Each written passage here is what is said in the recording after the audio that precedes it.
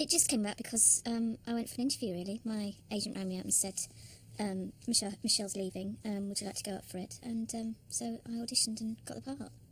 That was basically it, really. I was daunted at first, but then, because I didn't realise that both Dervla and Michelle were leaving, so I thought it was just me. And I'd worked with Dervla before, so I rang her up, and she said, no, I'm not doing it, but you'll have great fun, don't worry. And so then I met Liz on the first day, and I think we were both sort of... It was quite nice that we were both new to it, so yeah, it was quite fun, really, that we were both new on the first day. So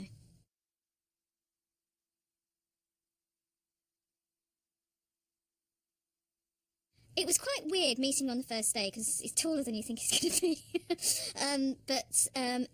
He's so self-effacing. He's such an easy, wonderful professional actor that it was a breeze from day one, really. When you do an episode of a sitcom, you do 5-6 days rehearsal before you go in the studio. So we had 5 or 6 days of intensive rehearsal before we actually had to do anything on camera together. So and you can get to know each other quite quickly.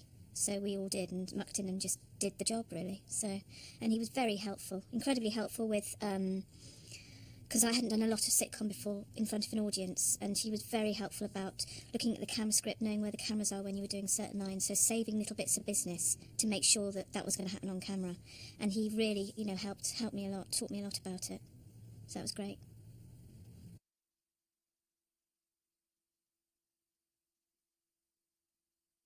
I was actually, yeah, I did enjoy it. I did used to watch it because I actually initially did go up for it originally. I went up for Dervla's part because they were going to go blonde for the East End and dark for modern day.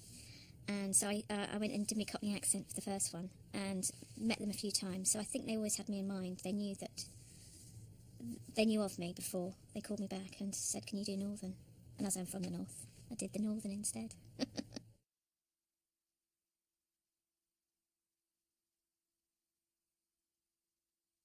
No, not really. Just it was one of those rather brilliant series that actually he goes through a wall and he's in the past, and you just go with it. And because it was also the acting, everything was so believable, and the design was so fantastic, it was just rather a brilliant idea actually, and I think that's why it worked so much, because the actual initial idea was just so good. I think it appealed to the public because there's a sense of nostalgia. I think there is something the public do like to watch programs set in the past. They seem to always go down well. Foyle's Wall, for an example, is incredibly popular, and and also because it's about a bloke who can get away with it, and he's got a brilliant excuse. And I think it's everyone's fantasy. I mean, look how well Doctor Who's gone on, the whole time travelling thing. I think it's everyone's fantasy to be able to live a different persona and get away with it. Which is because if he just, whenever he got into a pickle, he'd just come home.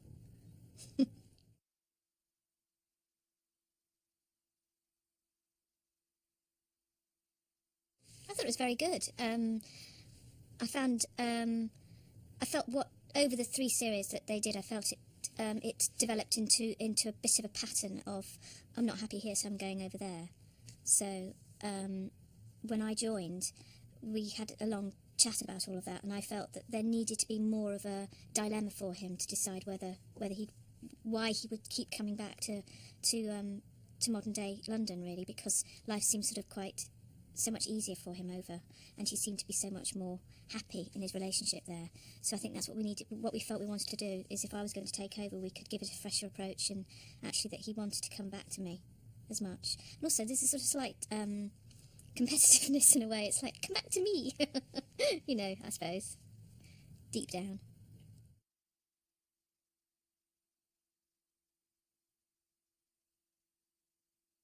Yeah, it was a deliberate decision. I think basically to give him a dilemma of about where he wants to be, because if you're the nagging wife at home, then the audience aren't going to like you, and so they're going to not want him to come back to you. So there has to, I think, to make the program, if you're going to make a program over so many episodes, to make it more interesting, there has to be more layers. The women shouldn't just be seen as 2 women that he can flip to and from. There has to be something a bit more interesting about them to make the program more interesting.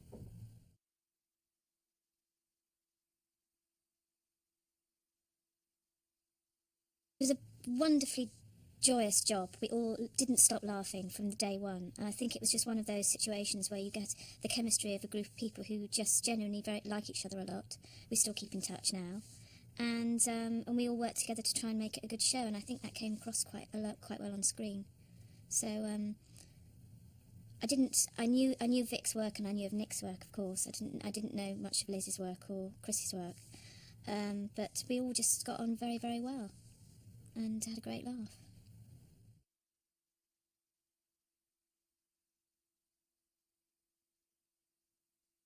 Well, when we did the end of the first series, from what I remember, I think there was a sort of, is the business going to go down the pan, or is she going to go mega?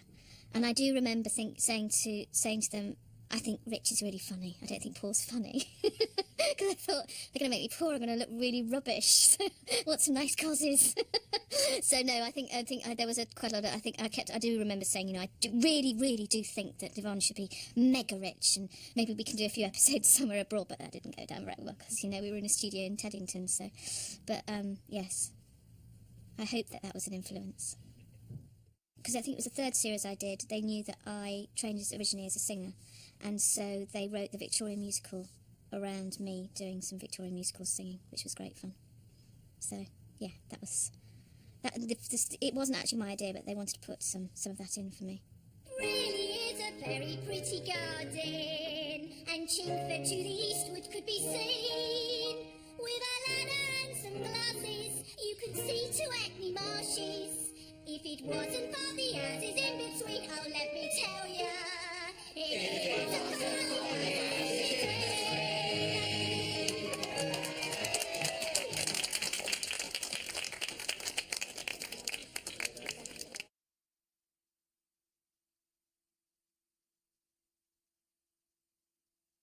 Oh, blimey. I did quite like all of because I thought it was quite amusing. I did quite like all of the sort of Blair's Babes, and there was one episode that we did where they were going to do a big, in the dome, Millennium Dome, there was going to be a big statue of me, and people could enter me, and it was just all very silly. So that was quite a fun one to do. And the Victorian musical one was quite fun to do as well, because we got to go back into the Victorian time, so that was quite fun. So those two do stick out very strongly. Yvonne, these are pictures of you with no clothes on. You're naked all over, especially the bits that matter. The Millennium Dome experience includes a tour around a gigantic perspex sculpture of a man and woman fused together. I have been modelling the female parts. From the looks of these pictures, you've been modelling all the female parts. Just a minute. What do you mean, fused together? Fused? Where, exactly? Yvonne, have you been doing a bit of fusing on the side? Oh, such a Philistine. The fusing is in the mind of the artist. Gary, people will walk up me on an educational voyage of discovery. And just how will they get in, Yvonne? Answer me that. There's to be a non-specific aperture. How can you do it? How can you stand there, 130 feet high, stark naked, with people standing inside your tits saying, I can see my house from here?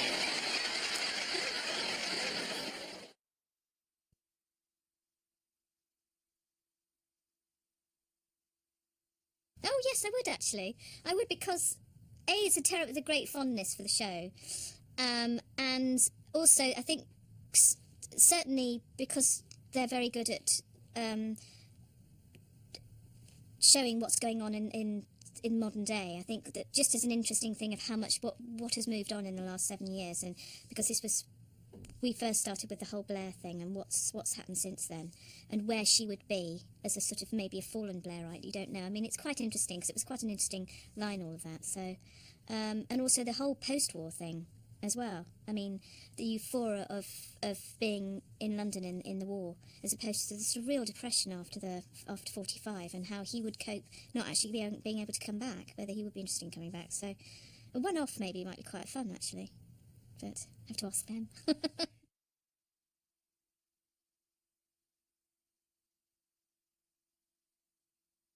It would be very interesting to see. I mean, would she be in the cabinet? I don't know. Probably not. She probably got done for some dodgy money dealings, because that's what seems to always go on. But, I mean, there was a sort of... She's probably got Vic's character living with her still, you know. But there would still be that connection between the two of them because of what's happened. So there's a part of me that thinks that she wouldn't have been with anyone else. I think she would have been rather devastated by it all. Would have been a career woman.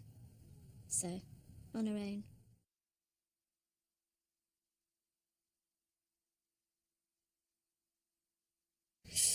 Ooh.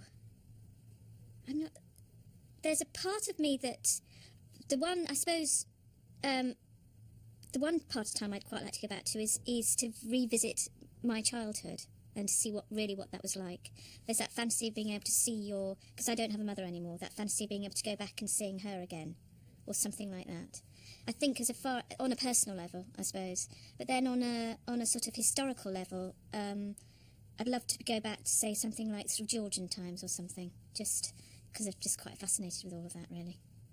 See what it was like, see what it smelt like. Do you know what I mean? Things like that. Weird. But Second World War, yeah, I mean, very interesting. I suppose I should say Second World War, really, because of the show. But, yeah.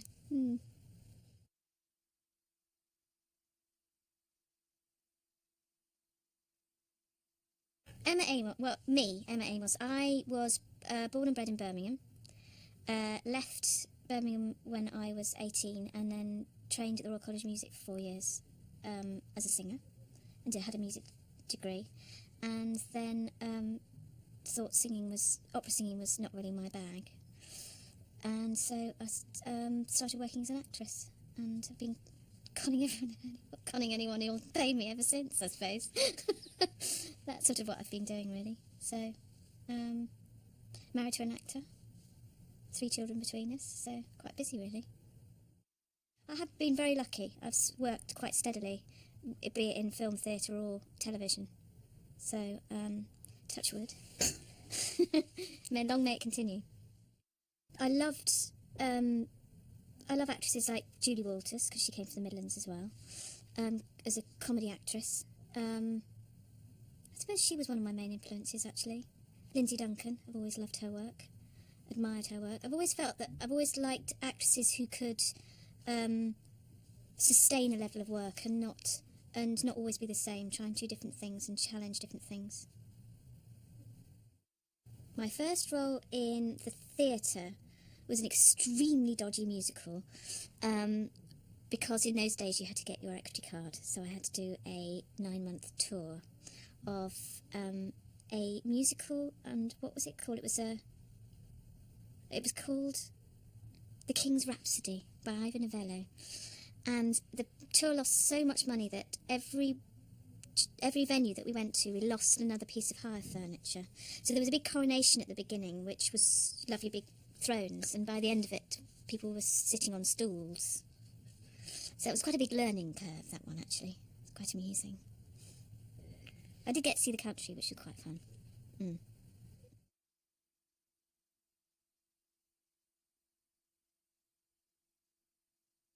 Since Goodnight Sweetheart, I've been in the theatre a few times.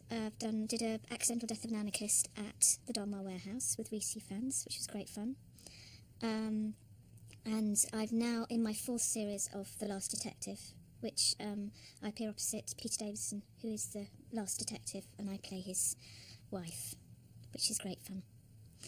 And I've done lots of televisions with murder in the title, because there seem to be quite a lot of those at the moment. That's what I've been doing. Oh, and I've also done 2 Mike Leigh films as well, which has been great fun. I did his last one, Vera Drake, and Secrets and Lies.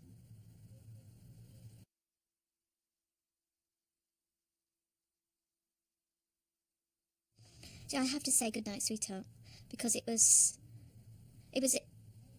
you come into a show what was interesting for me was to come into a show that was already established and popular and very good, so you knew you were dealing with something that was very good at first, and to have the chemistry of a great bunch of people, and we did laugh and cry throughout the whole thing. It was fabulous.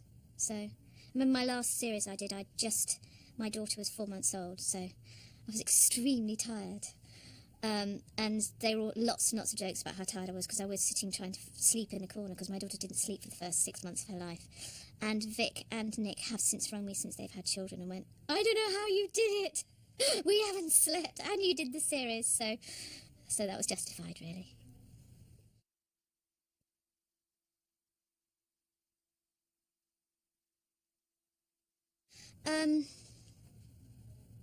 I do enjoy comedy. I did, just before I did Goodnight Sweetheart, I did a year at the National Theatre where I did The Birthday Party with Sam Mendes and Sweet Bird of Youth with Richard Eyre.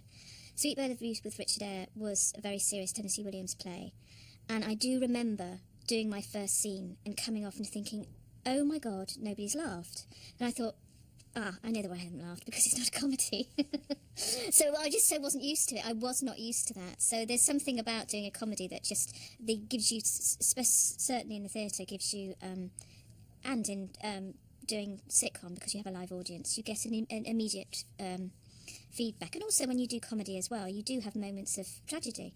So to be able to play those as well and to keep an audience interested is a great challenge. What advice would I give budding actresses?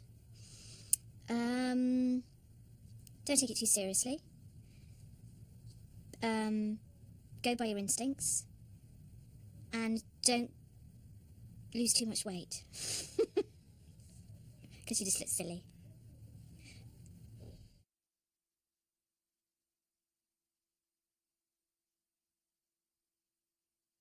I'm in the middle of filming the 4th series of The Last Detective at the moment, which been going on since November and goes through to the end of April. So that is what I'm doing at the moment, which is great fun. Sunday nights ITV. Got time? 9 o'clock. Watch it all come round. Yeah, exactly.